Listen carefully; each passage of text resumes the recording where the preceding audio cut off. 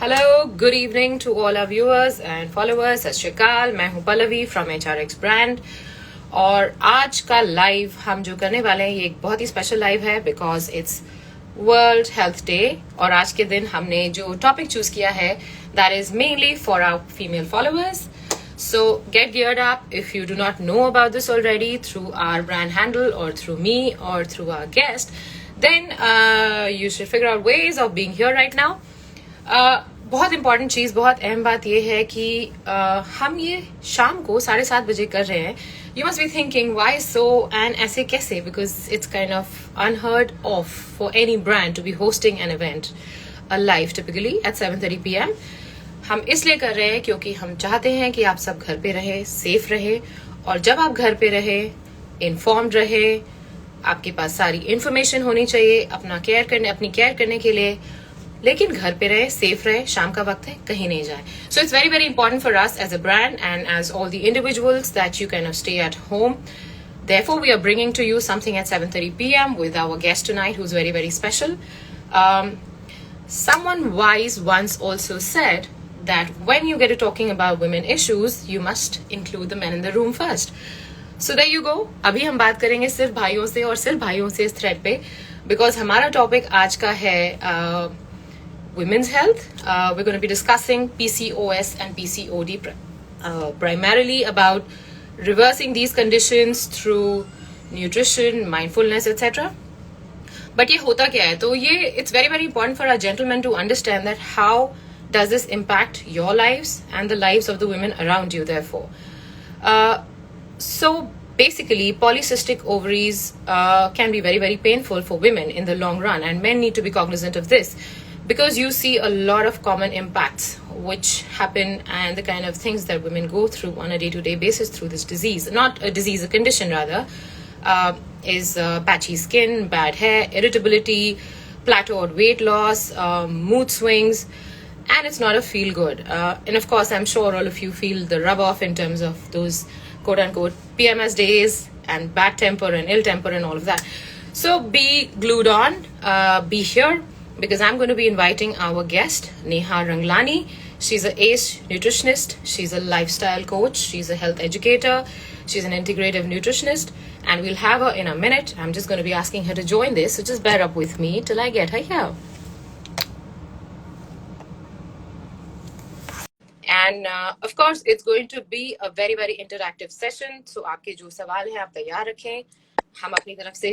Oh, there she is. Hi, Neha. How are you? Hi, Pallavi. I am good. How are you? How are you doing? Happy World Health Day to you. And here we are discussing Wish, women's health. yes, wish you the same. Wish you the same.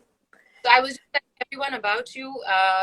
So Neha happens to be an integrative nutritionist. She is an ACE nutritionist, somebody who helps people in weight loss, fat loss.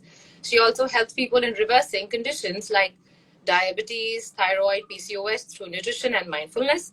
The practices she uses are very, very basic, I would say, kind of tweaks that you can bring about in your lifestyle and general health facets, which will keep you healthy in the long run. So here we have Neha. Welcome to HRX. Happy to have you here. Thank you. Thank you once again. First question, Neha, this is going to be very, very interactive, and we'll already have a lot of questions pouring in from people. What is PCOS and what is PCOD, and how does it impact women in their day-to-day lives? Can you please just throw some light on it? Sure. So, as most women think of PCOS and PCOD, they term themselves as patients. You know, they're like, I'm a PCOD patient or a PCOS patient. And I think that's the first thing that I want to address and change is, please don't call yourself as a patient, because you're not a patient. It's just an imbalance in your body. It's just a sign that your body needs little more love, attention, care. Like I always say, I like to call PCOS as please check on self rather than calling it polycystic ovarian syndrome, because I feel it's more about self. The minute you go inward, the minute you start looking at yourself in deeper ways, you start reversing the condition and you start bettering your hormones and balancing them and improving the condition. So in short, PCOS is a hormonal imbalance condition where there's a lot of inflammation, there's a lot of insulin resistance in women.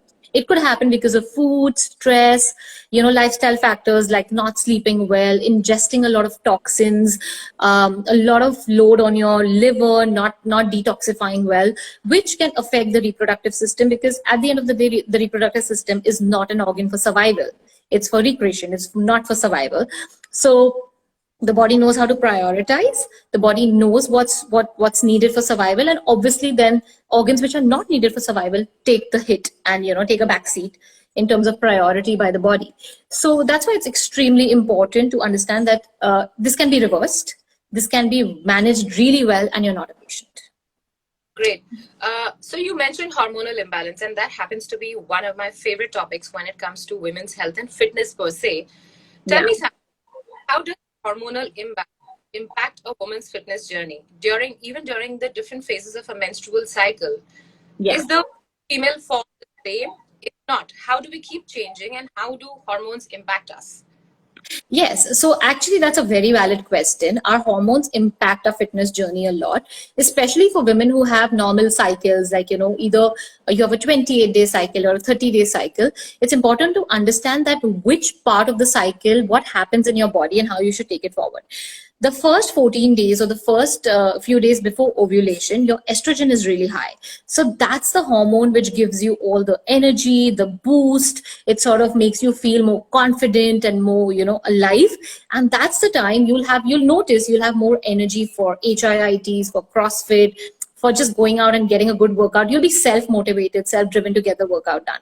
But, after ovulation, when the progesterone comes in the picture, that's for normal cycle. You start feeling a little more calmer. You want to, you feel a little more relaxed mentally, because that's what progesterone is supposed to do. And during that time, you'll want to do more calming stuff. Maybe you'll want to do yoga. Maybe you'll want to do a lighter workout. Maybe you'll want to just go for a brisk walk. So that is what really, happens when your hormones play around during the cycle of those 28-day, 30-day cycle, whatever you have. But for women who have a hormonal imbalance, now one needs to understand, where is the hormonal imbalance coming from? What are the factors which cause it? Is it stress? Is it wrong food? So say if it is stress which affects the woman, and her hormonal balance, you need to make sure that you're doing more restorative workout. Your fitness needs to be more calming, more restorative, more breath oriented, rather than doing very strenuous work, because your already stressed out body gets more stressed out with a very intense workout, and then your hormones can go a little more haywire, because your cortisol levels are really high when you're already stressed out. So that's how, your hormones impact your journey. And I think one needs to be very self-aware. Again, like I said, tune in, understand where your body is, or ask some coach or someone to help you out, and then plan your fitness and workouts. Very, very insightful. We're getting very technical because we kind of talking about hormones and all here, but I'm sorry. Yeah. I just can't help asking myself this. So how do you know, Neha, what is the source of this hormonal imbalance in your body? How do you kind of zero in on that, whether it's food or certain food types or it's stress? And then how do you go about choosing the right recourse from there? Yeah, so usually I have a protocol where I make my clients fill a certain form, and there's a quiz which is like a 12-page quiz for me to understand which aspect of their life is actually causing the problem. But in general, if you're somebody who eats a lot of junk food, if you're somebody who is, very dependent on sugar, tea, coffee, if you're doing a lot of processed foods, then inflammation is going to be a part of your body, which can be one of the reasons. So definitely inflammatory foods can be one of the reasons for hormonal imbalance. And then say if you're somebody who has sugar cravings, massive sugar cravings, if you, you eat food and you still crave for sugar, you are always low on energy no matter what you eat, then probably insulin resistance can be a factor. You'll also see that with, black patches on the neck. A lot of people have like this thick, velvety black skin, underarms, and all of that. That is a typical sign of insulin resistance.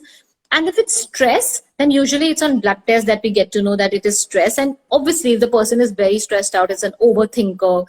If you're somebody who's constantly worked up about the past, about the future, not living in the present moment, not being mindful about your life, then probably the stress is playing a role. So obviously, if there's a lot that goes inside to understand. And then there are blood tests to figure out what's happening, your cortisol levels, your CRP levels, your thyroid, liver, your testosterone, DHEAS, all these are hormones. There is a panel of tests that one needs to do to understand if it's PCOS, PCOD, whatever, Wow. You mentioned of course, it seems like I could be one of those people because of the stress part of it, because overthinking and all of that kind of contributes to this. Very well said.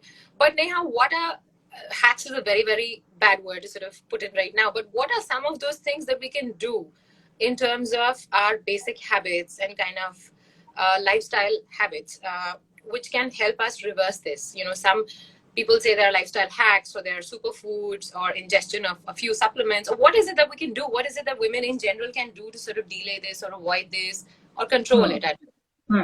I think first thing first is get your life in place, get yourself in place, put yourself first mentally. I think that's very important because most women feel very guilty to put themselves first and like, oh my God, I have to take care of this, I have to take care of that. But what about yourself? When are you going to prioritize yourself? When are you going to put yourself first and be like, I want to do this for myself? Even taking out that 1 hour in the day for yourself to do something that you just love and enjoy can play a very important role in healing you, because you're just connecting with yourself. Most problems happen when we are so disconnected with ourselves. So mindfulness practices, doing breath work, doing Kapal Bharti is very good for hormonal imbalance. Brahmari, which is that humming bee like this, that breathing is very good. Meditation, just doing chakra balancing meditation. You could do any meditation that you like, but just focusing on yourself, maybe just joining a dance class that you really enjoy, maybe just going and meeting a friend for coffee and prioritizing yourself over everybody else for some time in your day, for few hours or just half an hour. It really fulfills you. So I think the first step to healing is put yourself first, see what you really need, and then obviously you need to work on your diet, you need to work on your your lifestyle, you need to see what kind of exercise you need to do. A lot of factors play a role in healing you from the condition you are in or you're dealing with. It's not just one thing, and for every person is different. Like in like so many years of my career, I haven't seen one person or two people with the same kind of PCOS. Everybody has different symptoms, everybody has different reactions, everybody has different ways of dealing with their issues. So I think it's so subjective when it comes to PCOS or hormonal imbalance, and every person's journey is their own personal journey, and they need to really be with themselves for that. I know you mentioned that every PCOS condition is different, but I mean, and it's not fair to generalize, but can I ask you, through nutrition, what is it that we can do? Like the buzzword is seeds, flax seeds, omega-3, much you say to do. So what is it that we do for? So there are a couple of things you need to definitely reduce or eliminate from your diet if you have PCOS. First of all, I want to just put this point forward that if you're a PCOS, you'll have a couple of symptoms which you need to sort of observe. One is definitely acne on the jawline, hair growth, thick hair growth on the chin, on the face, maybe underarms, and right just below your navel, that line which has thick hair. That shows that you have high testosterone or high male hormones, and that is something which signifies PCOS. Next is you might have irregular periods, which is probably 35 days or plus, and that shows that probably you have an imbalance in your hormones. And of course the third one is on ultrasound, your ovaries show follicles like cysts, like your follicles which are undeveloped and not matured fully, which come across as cysts. So these are the three things which you need to observe if you feel you have PCOS, and then talk to your practitioner to figure out if you really have. Sometimes it's even high prolactin levels which don't give you your periods, which could be the reason, and it's not PCOS, but many times it gets misdiagnosed as PCOS. So it's very important to understand where you are. So now coming to food that one needs to take care of during PCOS is definitely reduce on your dairy intake, dairy and all your dairy products, because they are high on hormones, especially the hormones that are injected in the cow, and all the antibiotics that go with all the malpractices that's happening in the dairy industry. So dairy is one direct thing which increases inflammation and insulin resistance as per research. Second is definitely your gluten, which could be one of the most common factors and a very hidden factor which can be affecting your PCOS, and you're not aware of it because it affects your gut. It again causes inflammation, and that's because of the kind of gluten of the kind of wheat we are getting today, which is very hybrid and very high on proteins that our system cannot digest. So being aware of how much gluten you take in during the day, and it's very common to it's just a staple. And I always say it's not what you eat sometimes, it's what you eat all the time that damages you. So one piece of cake once in a while is not going to damage you, but doing that same thing which is not suiting your body and you're not aware of it, and you keep doing it, is going to damage you. So wheat is something that people do from morning to evening. So there's biscuit, there's bread, there's roti, there's suji, there's so much in wheat, there's maida happening. So eliminate that and see and try replacing it with other grains and see if that really makes a difference, because it does. And of course, the next thing is sugar. Stop buying white sugar. Just stop buying white sugar, because it's really a poison. And especially for hormones, it is, because it plays around with your gut bacteria. It really breeds the bad bacteria, which can affect your hormonal imbalance and can affect your weight and affect your mental health and all of that. Of course, the fourth thing is refined oils. Again, really toxic for the body. So these are the, we wouldn't eat like a cup of peanut at one time because the stomach would ache, but we use 1 to 2 tablespoons of oil just like that in our food. Right. In general, that's the practice, because 1 cup of peanut makes 1 tablespoon oil, but we don't realize that. So you're putting in so much concentrated fat, which directly puts load on your liver, and you like kind of reduce its detoxifying function, you reduce its other function because it's so busy just processing your fat in the body. So try doing less of oil, and if you're doing dry, do like cold pressed oil, do like cold pressed organic oil rather than doing refined chemicalized processed oils. So these 4 things I think are very common when it comes to hormones, and they really affect your hormones. Other than that, any food that comes in boxes, packets, and you need to read the labels, because out of convenience we eat a lot of junk and processed foods today, and they all have more than 3 ingredients, and most commonly we don't understand the names of those ingredients. I mean, we can't even pronounce them at times. So there are these antioxidant E111 and all those blah blah blah, we won't even know what they are. So they're all preservatives, they're all chemicalized preservatives, additives, which damage a woman who has chances of PCOS more than anybody else. Because a woman with PCOS, their body is anyways more sensitive to any toxin or any change, and their body reacts faster to that. So it's very important to be careful of that. Sure, you mentioned sugar, and majority of us talking about no sugar, absolutely no sugar, 0 sugar. But it's just I'm kind of tempted to ask this question. So how much sugar is all right in a day? Like, there has to be a certain quantity which is okay, right? I mean, a spoon in a cup, or how much is enough for everyone? You don't need white sugar. There is no need of white sugar in your daily diet. You can definitely replace that with organic jaggery. You can replace that with date powder, dry date powder. You can replace that with raw honey if you're not a vegan. And in general, like out of experience, Pallavi, I'm telling you that when you eat a lot of fruits and natural sugars like dates and raisins, and you are nourishing your body with natural sugars, you will not crave for the synthetic sugar. In fact, that synthetic sugar will start feeling too much for your palate. Yeah. You feel like, oh my God, this is too much. I don't need this. This was me. I was the sugar addict as a kid. I used to eat like 4 bonbon biscuits after lunch. If there was no biscuit and no sugar, I would go and take a heap of sugar in my hand and eat that after lunch. I was that kind of a sugar addict. And today, even if you keep a piece of cake or a sweet in front of me, I'm good, because I'm already nourishing my body. Right. With my liver, my muscle glycogen is good. So my body is really not craving for sugar. My sugar balance is good. So once you start balancing your sugar levels, you don't crave, and that's why you don't need that white sugar.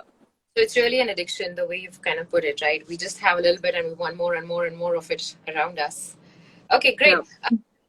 It's a very common question, Neha, that I'm faced with most of the times, and even on HRX. Can women with PCOS have 6-pack abs? Is that a possibility? Yes, and that is a possibility. Everything is possible. For me, I think I believe in that. Everything is possible if you work towards it. I mean, if 6-pack ab is your goal, you can do that. You can do that, but it takes a lot of consistency. It takes a lot of discipline. And it does not, it's not like, okay, you do one good thing one day and the other days you expect magic. You have to be at it. Any change. Very, very consistent and adamant about following your fitness routine as well as the right nutrition practices, right? Absolutely. And also being aware of your body needs. Like I said, be in tune. If your body needs rest and you want to make 6-pack abs and you torture your body in the gym, you're not going to make the six-pack abs. The time your body needs rest and it needs to relax, you need to give your body that as well. Yeah. So just aware and giving your body what it needs is very important, rather than just following a certain plan or following a certain exercise regime and just doing it blindly. You can only make six-pack abs when you're in tune with your body, because that's a very high sort of a goal, and it really needs a lot of discipline, and that can only come in when you're in connect with yourself. Absolutely.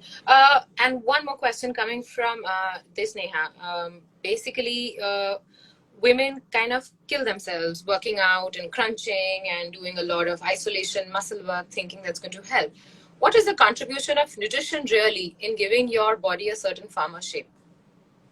A lot. I think it's about 70% what you eat, and it's just 30% what you about your exercise. And I just want to put this point forward. It's not about the exercise regime. It's more about the movement. It's how much you move your body is what decides your metabolism. It's what decides how well your body shapes up. It's not just that 1 hour you give in the gym. In fact, I just detest this whole concept of people working out for three hours in a gym, because I feel you're just torturing your body for nothing. After 45 minutes to an hour, it's rarely that your body can do anything good for you, because it's already gone in the stress mode. So I don't think that even makes sense. But yes, coming back to the question, I think nutrition is the raw material for building your body after you break it. So once you break a building, you rebuild it with cement and bricks. And that's the raw material for a new building. So if you want to build a new body, then your food has to be the raw material. And it's really what you choose on your plate. It's how much fiber you include. It's how much, I'm not saying protein, because most people make protein the god. We still get protein through our daily diet. And somebody who's working out, I'm sure, takes protein supplements and stuff. So you manage to get that. What lacks is the minerals. How good is your magnesium? How good is your zinc? How good is your vitamin D? Vitamins, minerals, the micronutrients are more important, because we don't really look at them carefully, and they are the ones that actually play catalyst in our metabolic functions. So is that piece of information, David? I know we talk about supplementing and the importance of supplementing, but is there a word of caution, Neha, about supplementing? How much is enough, and how should you go about it? I mean, of course, it's not OTC buy and start consuming. Yeah. How do you identify? Sorry, how do you identify what you need? Yeah, obviously, I mean, like a vitamin D3, B12 and all, you have some blood tests to figure out if you need any of that. But with the micronutrients, the blood work might not be enough, because they're really intramuscular and they're inside the cell sometimes. So you might not know if you're really deficient on it with serum tests. So it's best to check with your practitioner. I wouldn't want to give a very loose statement here that everyone should take this, because it's really to each his own, and what one person needs. So when I sit with clients, I try to understand what their symptoms are. So most people sometimes have leg pain, they have body cramps. So that's when you realize that their potassium and magnesium might be lower. You help them with that, because potassium really helps with relaxing the muscles. For some people, the recovery is very poor. So then you look at the vitamin D3, with vitamin B12 levels. You just try to figure if the iron is low. Sometimes it's just your serum ferritin which is low, which is your storage form of iron, or your hemoglobin is slightly low, which is not recovering you, which is giving you a lot of tiredness and lethargy. So we need to really figure out where you are.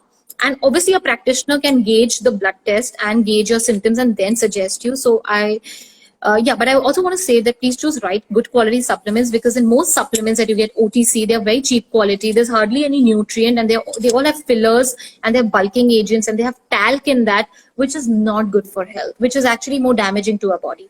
So opt for clean supplement brands. Of course, there are many now available in the market. You just have to turn back and see what the ingredients are. Even online, you'll get a lot of information of what kind of supplements you should avoid, and check out for the ingredients that you should avoid. So self-educate yourself and, choose the right thing, or then check with a practitioner who can guide you. So I guess also the message over here, because I mean, it's a brand handle, and we're not sort of loosely prescribing anything, guys. We're not suggesting do the OTC supplementing yourself, but of course seek of professionals and practitioners here and see what you need and then consume. So blind supplement is a no-no from Neha as well, I'm assuming. Yeah, okay, great. Neha, somebody you also mentioned the importance of sleep in the whole PCOS management bit. Tell us how lack of sleep can wreak havoc or how good sleep can help us repair? See, just like you can't repair a running car, you can't repair a running body. You have to let the body calm down, be in a restful state, come back to base, be calm, so that the body can do its repair work. Most of us go to sleep in a very stressful state. We are worrying about the entire day. We are worrying about what's going to happen tomorrow. We're just so worked up. We're tired, but we are wired. You're physically drained, but you're wired. Your brain says, I'm awake. I can do whatever you want, but your body says, I can't. That's the state where you don't want to be in if you want to repair and recover. And I want to just put this point forward that most people look at food and exercise, which is great. It's your sleep and your quality of sleep which actually repairs your muscles. Because only when you're in the restful state and your muscles and your nerves are relaxing is when the repair and recovery can happen. That's why you must have heard that rest is so important after a workout. After a heavy workout, most of the bodybuilders and all rest. They sleep because that's the time their muscles are recovering. So instead of running behind, futile stuff, go get onto your bed and get some sleep. I think that is so important.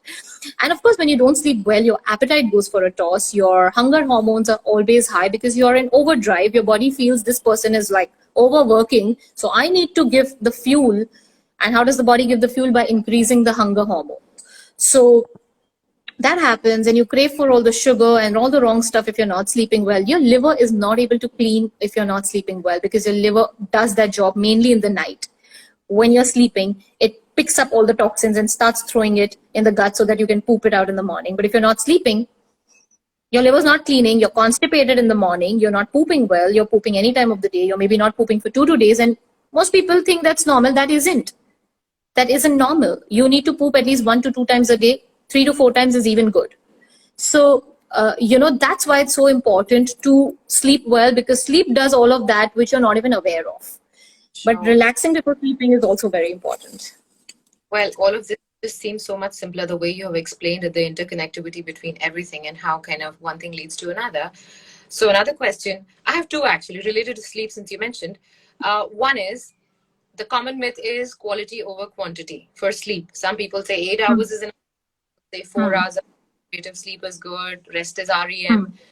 So what is it? What is it like restful 4 hours versus long 8 hours? Yeah. Which one is better? See, everyone has a different sleep requirement. Usually women need a little more sleep than men. And it's not... Did people hear that? Go around. I need more sleep than my husband. And he just he can sleep for 6 hours and be fresh. And I need my 7-8 hours or else I'm so cringy. I'm so, I'm like, I need my sleep. So that happens, but jokes apart. But the point is that it's not about the quantity. It's about the time when you sleep. So as per the circadian rhythm, we need to get off to bed after the sun sets. That's what the ancient man used to do. That's what the Stone Age man used to do. We had no time machines. We had no clock, no watches, nothing at that time. We just knew the sunrise and the moon and the sunset and the moonrise. So we would play as per that as humans then. But we evolved. Obviously, we have lights, we have LEDs, we have time always on us.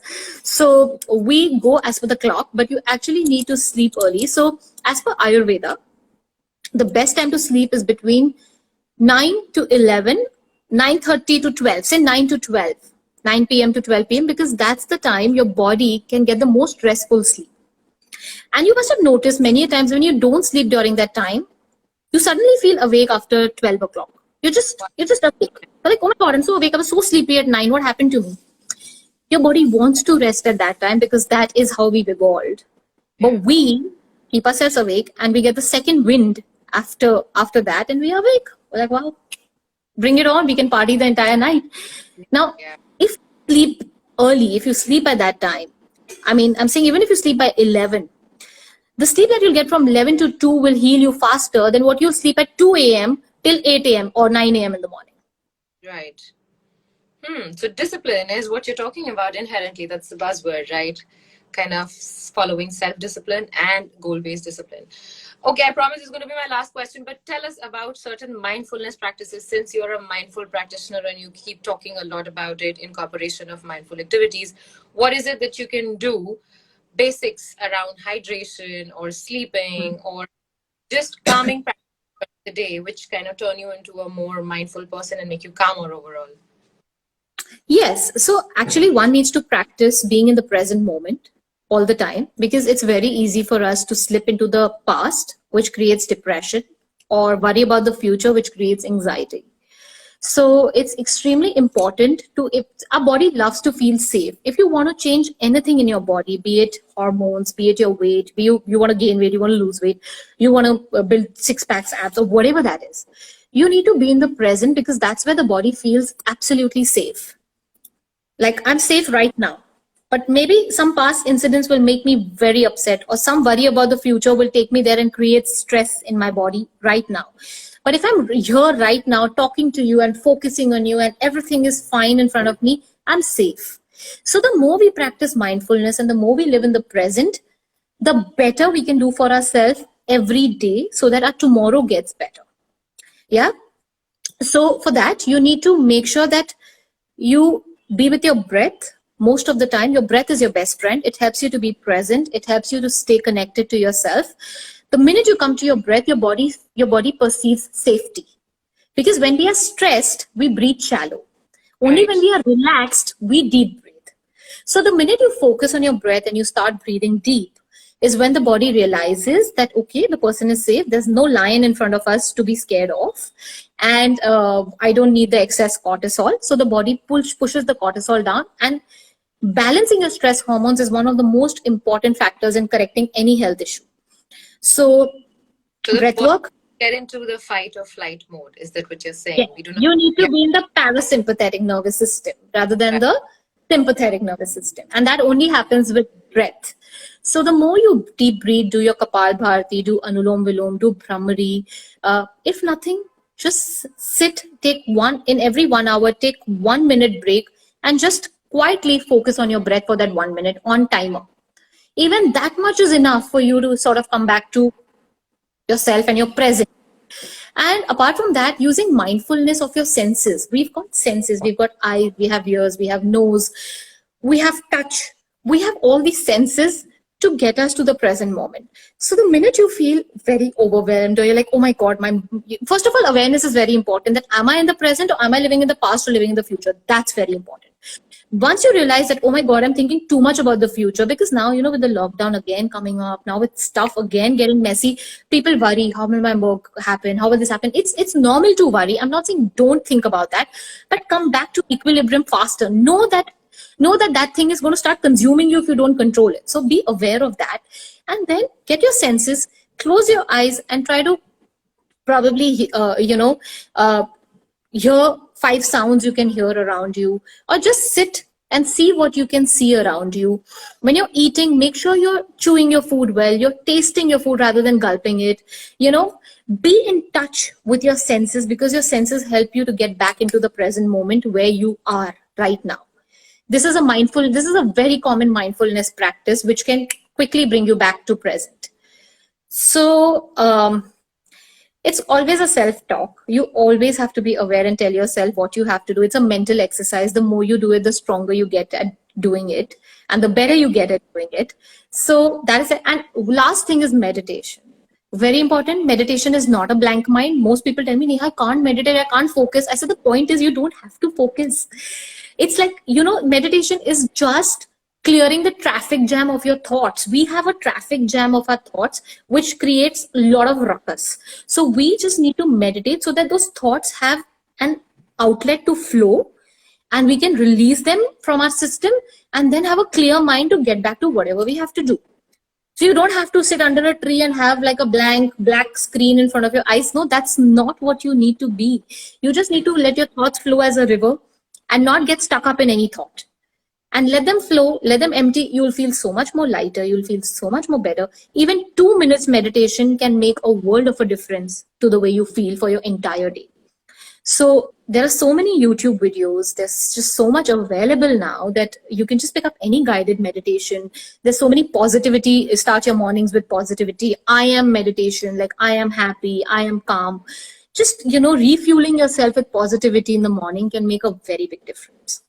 So I think these tips will help. Absolutely. Very helpful. और मैंने कुछ comment देखे जहाँ पे लोग हिंदी में चाहते हैं कि हम हिंदी में बात करें, तो ये पूरी बात तो अब Yeah. हिंदी में तो नहीं हो सकती, बट नहीं कर मैं सकते। हूँ। नेहा हमें बता रही थी कि अगर आपको माइंडफुल रहना है, विच मीन्स अगर आपको खुद से कनेक्शन बनाए रखना है, अपने आप को समझना है, अपना बॉडी सोल माइंड समझना है। सॉरी, मैं शुद्ध हिंदी नहीं बोल पाऊंगी because I don't know what is body mind soul at this point in time, I can't. But आज में रहे, प्रेजेंट में रहे, पास्ट जो गया उसको भूल जाना, फ्यूचर की चिंता ना करें। कुछ एक योगासन्स है, भ्रमरी, अनुलोम विलोम, कपाल भारती, इनको रेगुलरली प्रैक्टिस करें। और ये मैं हिंदी में सिर्फ स्पेशली इसलिए रिपीट कर रही हूँ क्योंकि हमारे सामने एक और लॉकडाउन सिचुएशन है, घर पे रहना है, अंदर रहना है, सेफ रहना है, ज्यादा कुछ नहीं है, और काम भी रहना है। तो बेसिकली Yeah. ये करें और समय स्पेंड करें मेडिटेशन में। गाइडेड मेडिटेशन अच्छा बहुत सारी क्वांटिटी में अवेलेबल है हमारे पास यूट्यूब पे। काफी लोग हैं जो सिखाते हैं, जो गाइड करते हैं। डाउनलोड दो वीडियोस को यूज करें और गाइडेड मेडिटेशन यूज करें दिन में 5 या 10 minute. Right Neha? I don't know how what kind of a job did I. आपने बहुत अच्छा बोला हिंदी में। I am so impressed. आपने इतना समराइज कर लिया सारा कुछ। It's very nice. बात कर करके हिंदी में बात करना भूल गए, बट ये these are the occasions when you kind of brush up on your Hindi and it feels really nice. Thank you हमें रियलाइज करवाने के लिए कि हिंदी भी जरूरी है इन लाइफ में। कुछ अगर छूट गया हो तो please put it in the comments. And I think Neha, you open to taking some questions because we may have some questions Yeah, coming up? sure. Yes, yes, bring it on. Let's do it. Okay, I already read something which says last question about health food. What is this health food? It's quite a fad. What do you mean by health food? The entire health food industry, which is essentially packaged food, right? If I'm not wrong, somebody asked that question. How much Food industry is not concerned about your health. Let me tell you. Yes, I agree with you. But you must throw They are some concerned about their health. about the healthy food industry, so to say. How healthy is the healthy food that we get in the packaged form, please? Yeah, like I said, so I'll talk in Hindi because let people understand. So आजकल बहुत सारे brands हैं जो home grown brands हैं, जो घर से करते हैं, जो घर पे चीजें बनाते हैं, एंड उनकी चीजें बहुत हेल्दी होती है बिकॉज वो कमर्शियल प्रिजर्वेटिव्स एंड केमिकल्स नहीं यूज करते। तो इसीलिए मैं ये नहीं बोलूंगी कि हर चीज जो पैकेट में आती है वो खराब है, पर आपको टर्न करके देखना है पैकेट और लेबल रीड करके देखना है कि क्या चीजें हैं इसमें। अगर आपको कुछ इंग्रेडिएंट्स नहीं समझ आ रहे हैं तो प्लीज वो चीजें ना खरीदे क्योंकि वो चीजें आपको डैमेज करेंगी। पर अगर आप कोई होम बेकर से आप कुकी लेते हैं जहाँ पे उन्होंने ओट्स, आमंड्स और कोको पाउडर लिखा है, जैगरी लिखा है, आपको सारे इंग्रेडिएंट समझ आते हैं, राइट? सो दो that food is not damaging you. वो आपको बीमार नहीं करेगा, वो आपको टॉक्सिन्स नहीं ऐड करेगा आपकी बॉडी में। तो you have to be very careful कि आप क्या चूज करते हैं। So be aware, be a wise grahak, customer, and just try to choose something that's healthy for you and your family. It's as simple. जो फंडा आपने पहले बताया कि जो आप प्रोनाउंस कर सको वही खाओ, मतलब just turn it over and see what is it that you can pronounce, and if you can't pronounce it, don't consume it, right? It's a simple thumb rule. Absolutely. Great. आप हिंदी में ही बात करो जी, हम कर रहे हैं। और किसी की कोई क्वेश्चंस है तो प्लीज आप हमें लिखें। Can we eat fruits at night? Oh my god, this is like the most commonly asked question. Can we eat at night, Neha? Actually, fruits na are very good, बहुत healthy होते हैं. There's no problem in eating fruits, but I somehow don't recommend fruits at night क्योंकि एक simple सा फंडा है कि हमारी बॉडी को शुगर रात को इतनी जरूरत नहीं होती है. Though fruits are sugar, they're natural sugar, they don't damage you, but it's the time of the day. At night, when a body is repairing, recovering, and through the day आपने इतना सारा कुछ खाया है तो आपकी बॉडी को वो ग्लाइकोजन मिल चुका है एंड लिवर एंड मसल्स में है जो पूरी रात आपको हेल्प कर सकता है to deal with the entire night without eating. पर अगर रात को शुगर खाएंगे and then excess glucose can get converted to fat and it's not needed. Yes, अगर आपको डाइजेस्टिव इशू है या आपने खाना नहीं खाया for some reason and if you feel like eating fruits because you want to feel light, it's okay. But बहुत लोग फ्रूट्स ना डिजर्ट जैसे खाते हैं, जैसे मैंगो खाने के बाद खा लिया. हम रात को तो केला खा के सोते हैं बिकॉज डिजर्ट तो नहीं खाते बट हम fruit khate hain. So, I think that as a practice, as a habit is something that I don't recommend. Great. I saw a couple of questions there. I think I'm just going to answer those. Somebody is asking food for curing clinical depression and stress. So, sir, uske liye hum alag session organize karenge. Since hamara lockdown start ho gaya hai, hum aapke liye ye week on week kar sakte hain as a practice. I think that should be a separately dedicated live for Yeah. food during clinical depression and stress. That's a very interesting topic. Thanks for giving it to us. और जो last question था वो धमाकेदार question किसी ने हमसे पूछा कि how to become fit like Hrithik sir. I think that's going to become my concluding answer for today's evening. I'm not going to hold back. But वो जो करते हैं ना वो करना बहुत मुश्किल है क्योंकि वो बहुत कंसिस्टेंट और बहुत मेहनती हैं. ऋतिक सर जो कर लेते हैं वो हम आराम से नहीं कर पाएंगे. उसको करने के लिए आपको वैसी ग्रिट चाहिए, वैसा डिसिप्लिन चाहिए और वो डिटर्मिनेशन चाहिए जो उनमें है, जो हम देखते हैं अप क्लोज क्वार्टर्स और उससे सीखते हैं. तो हमारे थ्रू आप सीखते रहो, हम बताते रहेंगे क्या, बट उनके लिए फिट होने के लिए discipline is number one. Which salt and oil is best for cooking? I think Neha, you can probably give us your concluding remarks with some tips or something about basic food if you like, and then we can conclude today evening. So salt के लिए आप pink salt use कर सकते हैं जो जिसमें काफी it's a good blend of minerals which can really help you. And most people worry कि उसमें iodine नहीं होगा, ये नहीं होगा, but it's not the concern right now. We are not really deficient so much on iodine, but we're definitely deficient on other minerals. So it's best to eat to have and anyways जब आप बाहर का खाते हो तो बाहर तो pink salt नहीं use होता है. They use white salt. आप कुछ भी और खाते हैं, lot of people use white salt, so आपको उतना तो मिल ही जाता है, but it's good practice to use Himalayan salt because it has a good blend of minerals. So I prefer that. I mean, for me, it works very well. Oils, whereas oils are concerned, like I said, cold pressed oils, like you can use groundnut, sunflower, sesame, coconut, whichever you like, but cold pressed is better than refined. Yeah. Great. I think it was wonderful speaking to you, Neha. And I think the repeated question, which I'm seeing again and again, is how to cure PCOS. So ladies, it's not a general prescription. It's not one fits all kind of a thing. Please reach out to Neha. Neha, if you're open, DM her or route your queries through us. We'll try getting you more. Definitely. You can also check out my PCOS series on IGTV. I have like a 12 video series on IGTV which explains everything about PCOS. So if you want more information and आपको जानना है कि क्या करना है, तो please go and watch those videos. And if you still have more questions, then you can DM me. Great. Thank you, Neha, for taking the time out. And it's almost dinner time. It's I feel. Thank you so much. It was lovely having you. Thank you. It was lovely. Thank you. Hope to see you soon again and discuss more relevant issues like these. Thank you so much for being with us. Bye. Bye, everyone. Bye.